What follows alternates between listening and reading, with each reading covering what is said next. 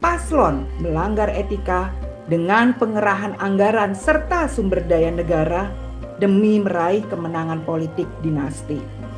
Cacatnya orkestrasi politik ini salah satu ajang di mana semua pengalaman tersebut terakumulasi menjadi satu dan para kandidat berkontestasi siapa yang mampu mendapat amanah dari kita sebagai pemilih. Namun di pemilu 2024 ini, sebagai pemilih, kita melihat pengalaman sebagai bangsa tersebut tidak dihargai dan diinjak-injak dari keberpihakan Presiden Joko Widodo dan sebagian pejabat serta aparatur sipil negara pada paslon tertentu.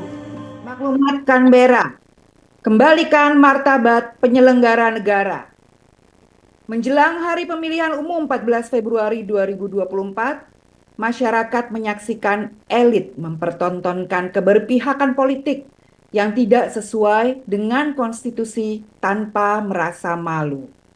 Sebagian penyelenggara negara dan aparat penegak hukum bagai tersandera dalam menjalankan mandatnya sebagai pejabat publik dan justru menjadi kepanjangan tangan agenda politik elektoral.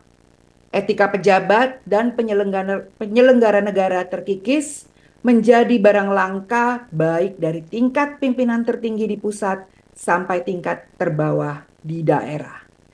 Sejarah akan mencatat era di mana paslon melanggar etika dengan pengerahan anggaran serta sumber daya negara demi meraih kemenangan politik dinasti. Cacatnya orkestrasi politik ini berdampak panjang bagi demokrasi kita dan ingatan kolektif kita berbagai bangsa. Mandat penyelenggara negara untuk melayani mereka yang papa serta terpinggirkan telah menjadi cacat dengan menjadikan kelompok yang seharusnya menjadi prioritas dalam pembangunan menjadi hanya sebatas deret ukur belaka dalam preferensi survei pemilu. Seolah tak cukup kita melihat elit menguras dan menghisap laut, merusak bumi, dan mencemari langit. Akal sehat kita semua terhina dengan penjungkir balikan logika penyelenggaraan negara demi kontestasi elektoral ini. Oleh karenanya, hal ini harus mendapat perlawanan dari segenap elemen masyarakat.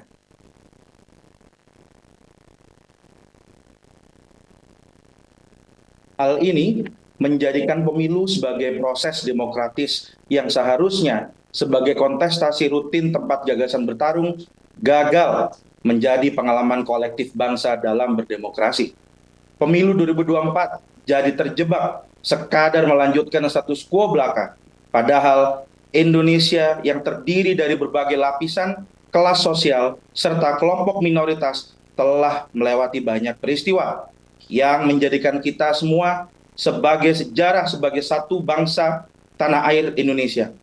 Pemilu adalah salah satu ajang di mana semua pengalaman tersebut terakumulasi menjadi satu dan para kandidat berkontestasi siapa yang mampu mendapat amanah dari kita sebagai pemilih. Namun di pemilu 2024 ini, sebagai pemilih, kita melihat pengalaman sebagai bangsa tersebut tidak dihargai dan diinjak-injak dari keberpihakan Presiden Joko Widodo dan sebagian pejabat serta aparatur sipil negara pada paslon tertentu.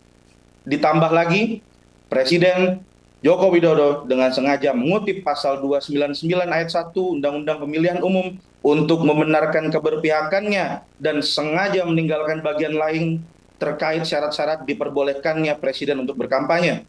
Hal ini menunjukkan betapa mudahnya undang-undang dipelintir untuk kepentingan elektoral sepihak oleh pimpinan negara tanpa mempertimbangkan etika. Sebagai mahasiswa rantau di negeri orang, kami merasa cukup dekat pada apa yang terjadi di tanah air. Desakan para guru-guru kami, sivitas akademika alma mater kami dari berbagai kampus di Indonesia semakin meyakinkan kami bahwa Indonesia jauh dari baik-baik saja. Kami sebagai mahasiswa memiliki ruang kebebasan berekspresi dan berserikat dalam kerangka akademik yang mendorong kami untuk berada dalam garis yang sama dengan mereka yang memberi peringatan pada penyelenggara negara untuk kembali menjadi teladan dan mengembalikan pemilu sebagai pesta rakyat demi perubahan yang lebih baik, bukan kendaraan keberlanjutan garis keturunan sebagai penguasa. Kami sadar, demokrasi bukanlah anugerah. Demokrasi merupakan hasil dari ikhtiar bersama yang harus direbut, sebagaimana teladan yang diupayakan oleh Bapak Ibu bangsa kita tahun 1945. Berdasarkan pertimbangan-pertimbangan di atas, kami mendesak agar 1. Presiden Joko Widodo beserta segenap jajaran mengembalikan martabat penyelenggaraan negara dengan berbasis etika. 2. Pemerintah untuk tidak menyalahgunakan wewenang, sumber daya, dan lembaga negara untuk upaya pemenangan salah satu paslon tertentu dalam pemilu 2024. Ketiga, penyelenggara negara dan aparat keamanan menjaga netralitas dan secara aktif menjamin ruang kebebasan berekspresi dan berpendapat sebagai prasyarat demokrasi. Keempat, masyarakat secara luas kami berharap bersama-sama untuk dapat saling jaga dari segala bentuk upaya yang berusaha mencederai upaya gotong royong dan solidaritas kita yang selama ini menjadi daya rekat kita sebagai bangsa Indonesia. Atas nama Forum Komunikasi Mahasiswa di Australian National University. Terima kasih teman-teman semua. Saya Radi Saputro. Saksikan program-program Kompas TV melalui siaran digital, pay TV dan media streaming lainnya. Kompas TV, independen, terpercaya.